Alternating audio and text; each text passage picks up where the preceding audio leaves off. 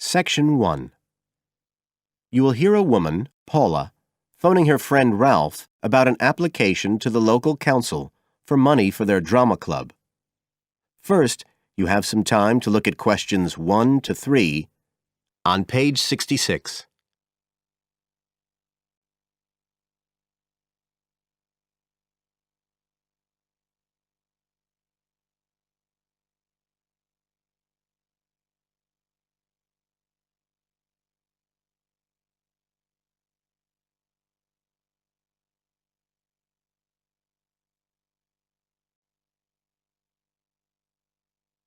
You will see that there is an example which has been done for you.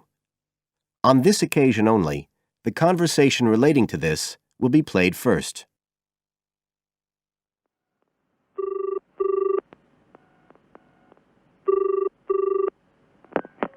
Hello? Ralph, it's Paula. Hi. You know I told you we could apply to the local council for money for our drama club? I've got the application form here, but we need to get it back to them by the end of the week. I could send it on to you. You really ought to fill it in as president of the club, but I don't know if it'll get to you in time. Well, you're the secretary, so I expect it's okay if you fill it in. Yeah, but I'd really like to check it together. Right, that's fine. Like, the first part asks for the main contact person. Can I put you there? Sure. Right, so that's Ralph Pearson. The man's name is Ralph Pearson, so Ralph Pearson has been written in the space. Now we shall begin. You should answer the questions as you listen, because you will not hear the recording a second time. Listen carefully and answer questions 1 to 3.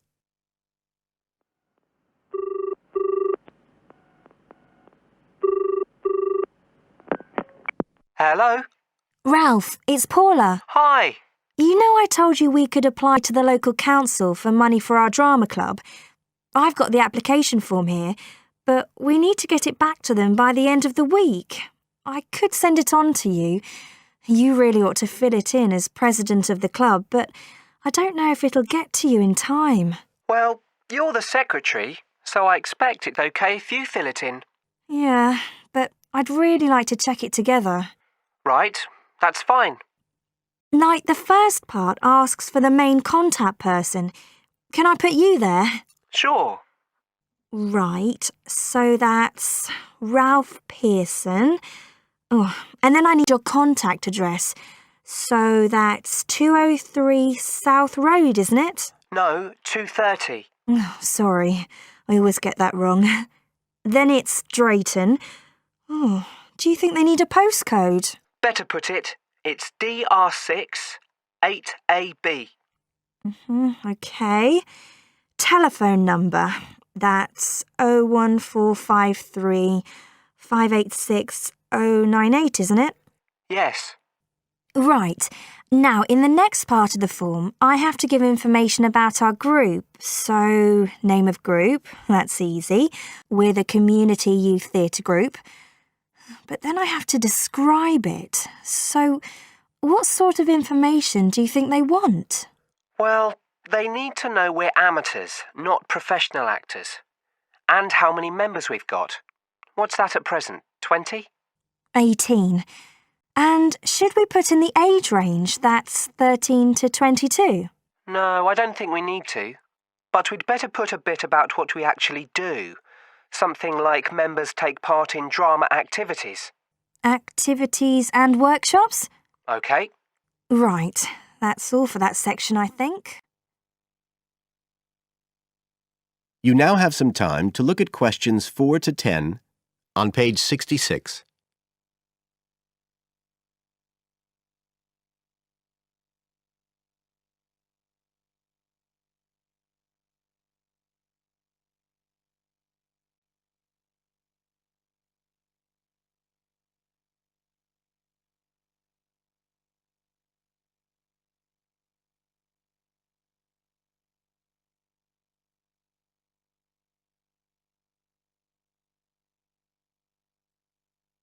Now listen and answer questions 4 to 10. Now, the next bit is about the project itself, what we're applying for funding for. So, first of all, they need to know how much money we want. The maximum's £500.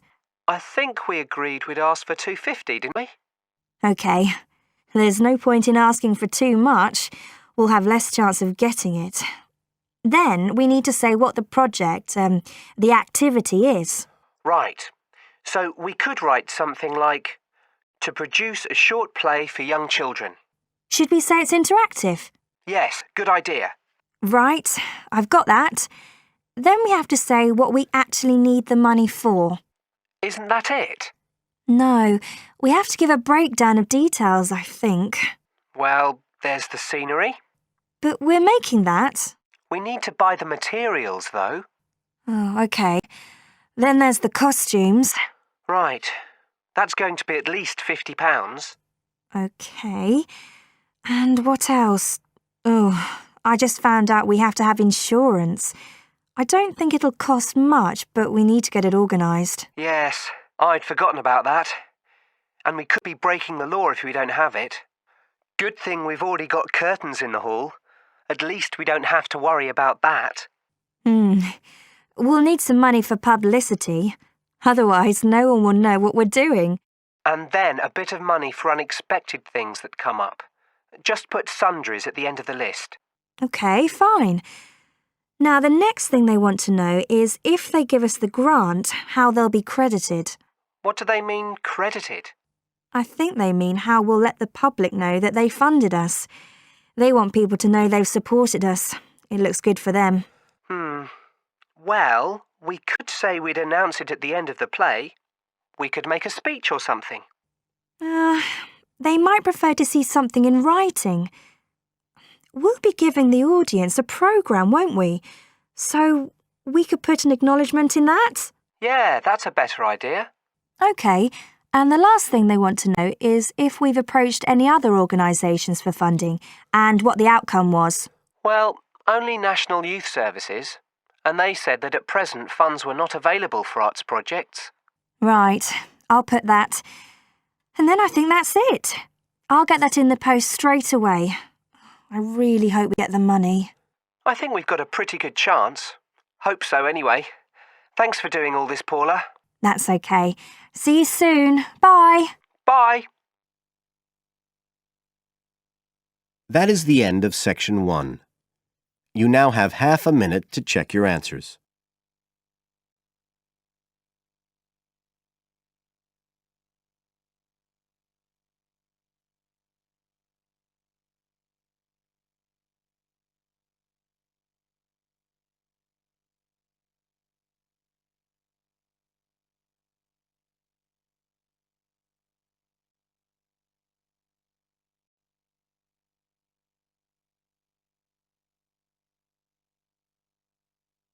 Now turn to Section 2 on page 67.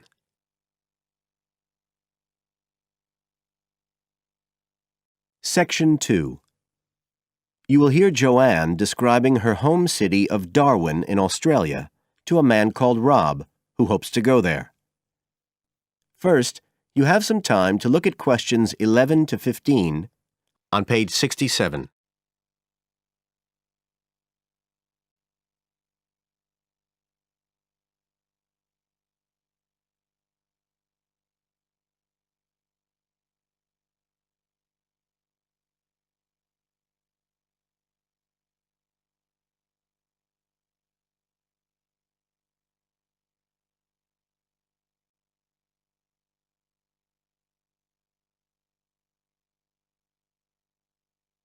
Now listen carefully and answer questions 11 to 15. Joanne? Hi, you must be Rob. Nice to meet you. So, I hear you're planning to visit Australia. Yeah, and I really wanted to talk to you because I was thinking of spending some time in Darwin, and my sister told me you're from there. That's right. So, tell me about it. Well, where shall I start? Well, Darwin's in what they call the top end because it's right up the northern end of Australia, and it's quite different from the rest of Australia in terms of cultural influences. In fact, it's nearer to Jakarta in Indonesia than it is to Sydney, so you get a very strong Asian influence there. That means we get lots of tourists. People from other parts of Australia are attracted by this sort of international cosmopolitan image. And as well as that, we've got the same laid-back atmosphere you get all over Australia, probably more so, if anything, because of the climate. But what a lot of the tourists don't realise until they get there is that the city's also got a very young population. The average age is just 29, and this makes the whole place very buzzy. Some people think that there might not be that much going on as far as art and music and dancing and so on are concerned because it's so remote. I mean, we don't really get things like theatre and opera in the same way as cities down in the south, like Sydney, for example, because of the transport expenses. But in fact, what happens is that we just do it ourselves. Lots of people play music, classical as well as pop, and there are things like artists groups and writers groups and dance classes. Everyone does something. We don't just sit and watch other people. You said it's very international? Yeah, they say there's over 70 different nationalities in Darwin. For instance, there's been a Chinese population there for over 100 years. We've even got a Chinese temple. It was built way back in 1887, but when a very bad storm, a cyclone in fact, hit Darwin in the 1970s, it was almost completely destroyed. The only parts of the temple that survived were part of the altars and the stone lions. But after the storm, they reconstructed it using modern materials. It's still used as a religious centre today, but it's open to tourists too, and it's definitely worth going to see it. Oh, and as far as getting around goes, you'll see places that advertise bicycles for hire, but I wouldn't recommend it. A lot of the year it's just so hot and humid. Some tourists think it'll be fine because there's not much in the way of hills and the traffic's quite light compared with some places, but believe me, you're better off with public transport. It's fine and not expensive. Or you can hire a car, but it's not really worth it. What's the swimming like? Well, there are some good beaches, but the trouble is that there's this nasty creature called the box jellyfish, and if it stings you, you're in bad trouble. So you have to be very careful most of the year, especially in the winter months. You can wear a lycra suit to cover your arms and legs, but I wouldn't like to risk it even so, personally. And there are the saltwater crocodiles too. I mean, I don't want to put you off. There are protected swimming areas netted off where you'll be safe from jellyfish and crocs, or there are the public swimming pools. They're fine, of course. You now have some time to look at questions 16 to 20 on page 68.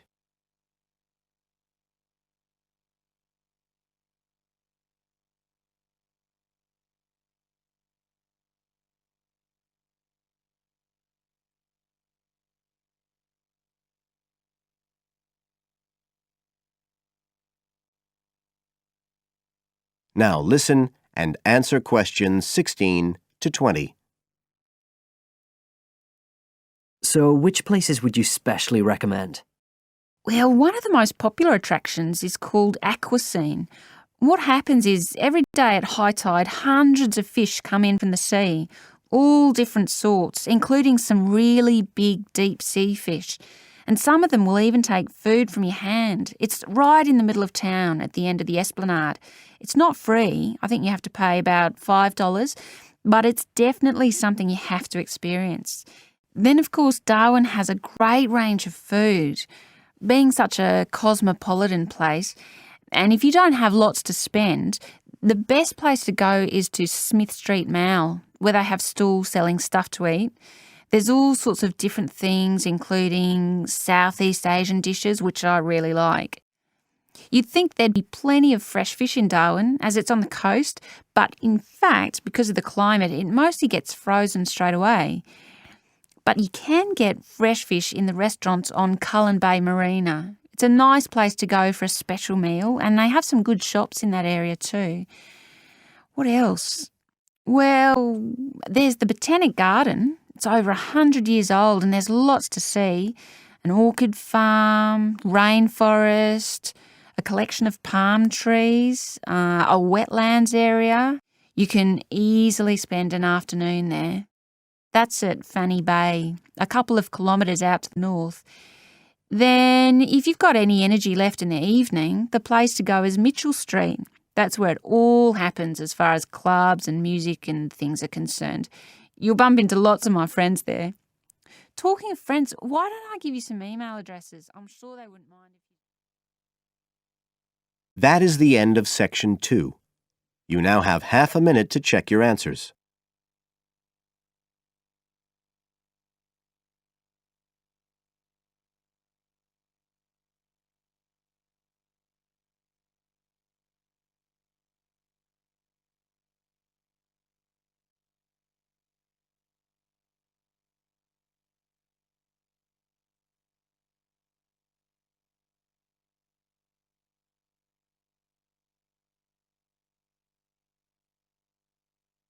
Now turn to Section 3 on page 69.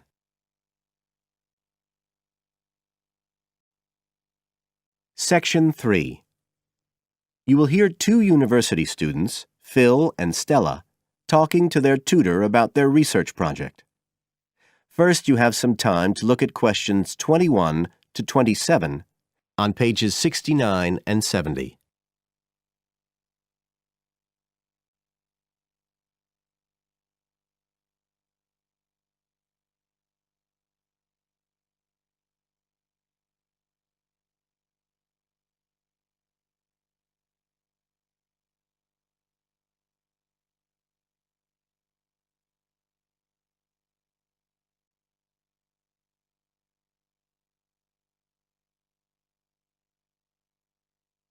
Now listen carefully and answer questions 21 to 27. Come in. Ah, yes, Stella. Is Phil there too? Good. Come on in. OK, so you're here to discuss your research project. Have you decided what to focus on? You were thinking of something about the causes of mood changes, weren't you? Yes, but the last time we saw you, you suggested we narrowed it down to either the effects of weather or urban environment. So we've decided to focus on the effects of weather. Right, that's more manageable. So, your goal is, Phil? To prove the hypothesis, no. To investigate the hypothesis that the weather has an effect on a person's mood. Good. And what's your thesis, Stella? Well, our thesis is that in general, when the weather's good, it has a positive effect on a person's mood, and bad weather has a negative effect. Can you define your terms here? For example, what do you mean by good and bad? OK, well, good would be sunny, warm weather, and bad would be when it's cold and cloudy or raining. And how would you define an effect on a person's mood? What would you be looking to find? An effect on the way a person feels. A change in the way they feel, like from feeling happy and optimistic to sad and depressed. Right. And what sort of weather variables will you be looking at? Oh, sunshine, temperature, cloudiness, precipitation, among others. It'll depend a bit what the weather's like when we do the survey. Fine. We'll talk about that in a minute. But first, what about background reading? I gave you some suggestions. Did you manage to read any of it? Yes, we read the Ross Vickers article, the one comparing the groups of American Marines training in summer and winter. That's quite relevant to our study. It was interesting because the Marines who were training in the cold winter conditions tried to cheer themselves up by thinking of warm places, but it didn't really work. Yes, they were trying to force themselves to have a positive mental outlook, but in fact it had the opposite effect, and they ended up in a very negative state of mind. And we found some more research by someone who wasn't on the reading list you gave us, George Whiteborn. He compared people living in 3 countries with very different climatic conditions. Actually, he looked at several things, not just the weather. But he found some people's reactions to bad weather were much worse than others, and it was linked to how stressed they were generally. The weather on its own didn't have such a significant effect on mood. And we looked at a paper by Haverton. Yeah, he broke weather up into about 15 or 16 categories and did qualitative and quantitative research. He found that humans respond to conditions in the weather with immediate responses, such as fear or amazement.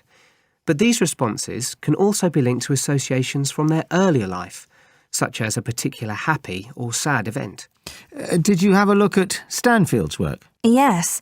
It was interesting because the type of questions he asked was similar to what we were planning to use in our survey. Yes. He asked people how they were feeling on days with good and bad weather. He found the biggest factors seemed to be the humidity. Moods were most negative on days with a lot of rainfall. Long periods without sunshine had some effect, but nothing like as much. That could be quite a useful model for your project. Yes, we thought so too. Although we can't continue our survey for as long as he did. He did his over a 6-month period. You now have some time to look at questions 28 to 30 on page 70.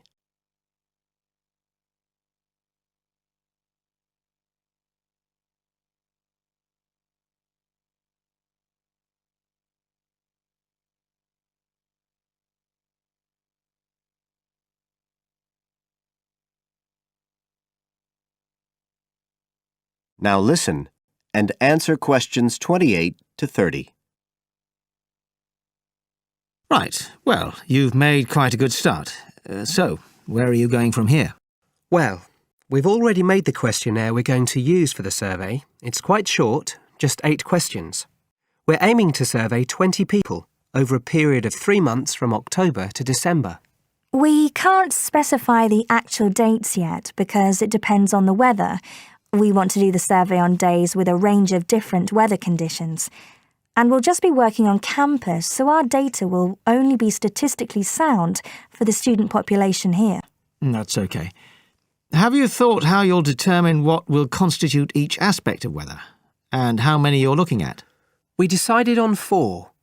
The amount of sunshine, cloudiness, temperature and precipitation. We thought we might use the internet to get data on weather conditions on the days we do the survey, but we haven't found the information we need, so we might have to measure it ourselves. We'll see. Then we've got to analyse the results, and we'll do that using a spreadsheet, giving numeric values to answers. And then, of course, we have to present our findings to the class, and we want to make it quite an interactive session. We want to involve the class in some way in the presentation, maybe by trying to create different climatic conditions in the classroom, but we're still thinking about it. I see. Well, that sounds as if you're on the right lines. Now, what I'd suggest that you think about, in addition to the work you... That is the end of section 3. You now have half a minute to check your answers.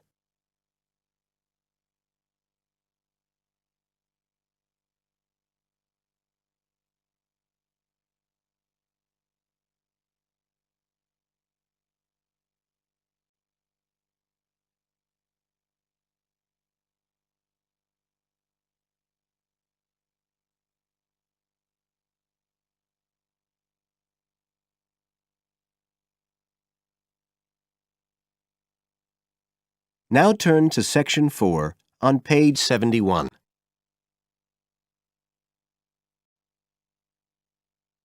Section 4.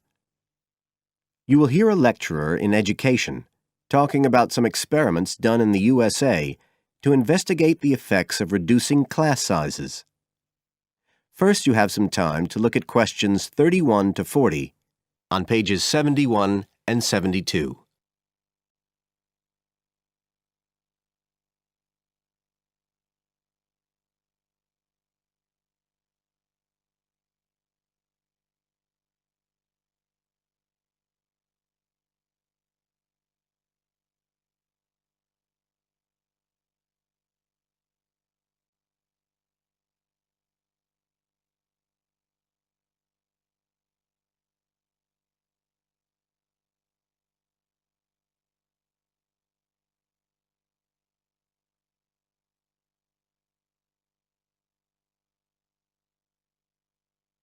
Now listen carefully and answer questions 31 to 40.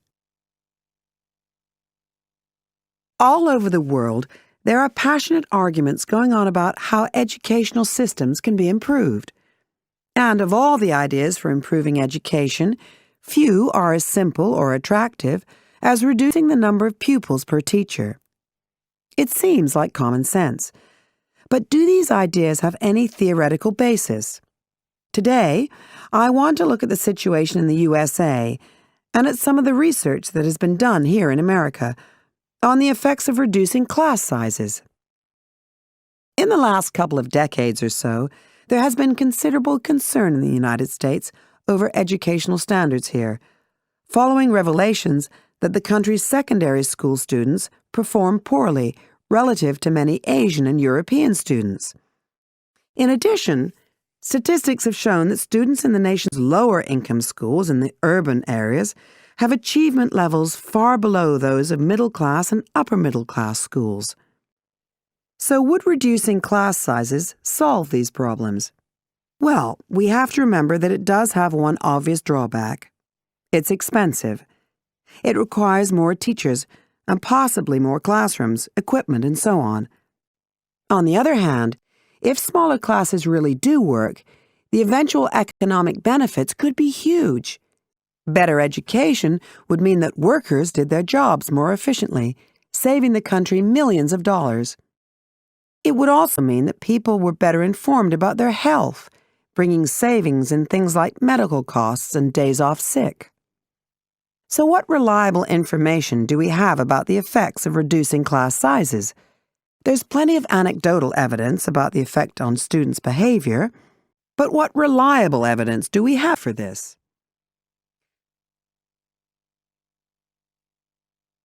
Let's have a look at 3 research projects that have been carried out in the USA in the last couple of decades or so.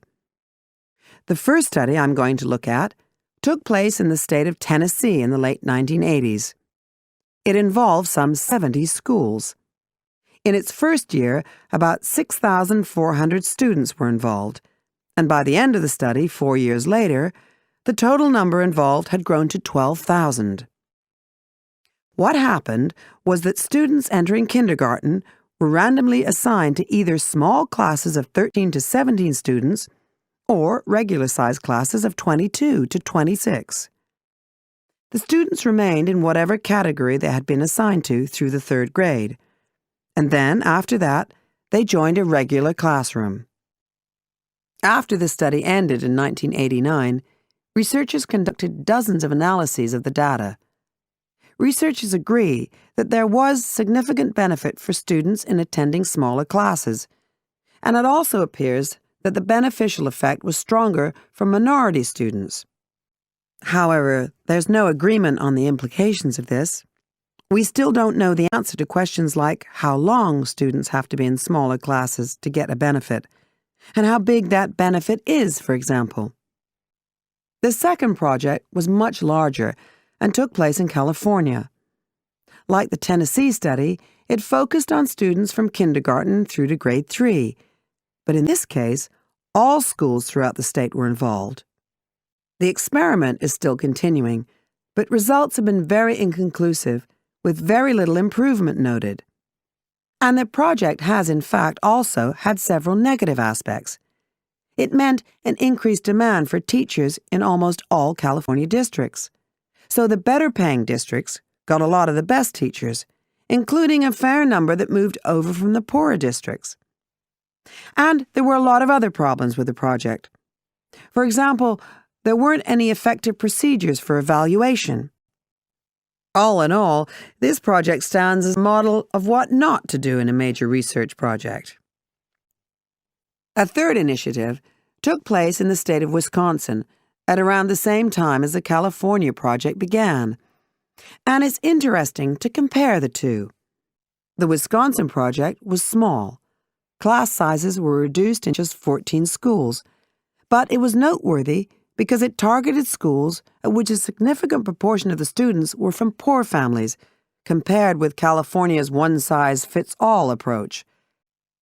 Analysts have found that the results are very similar to the Tennessee project, with students making gains that are statistically significant and that are considerably larger than those calculated for the California Initiative. Now, I'd like to apply some of these ideas to the latest. That is the end of Section 4. You now have half a minute to check your answers.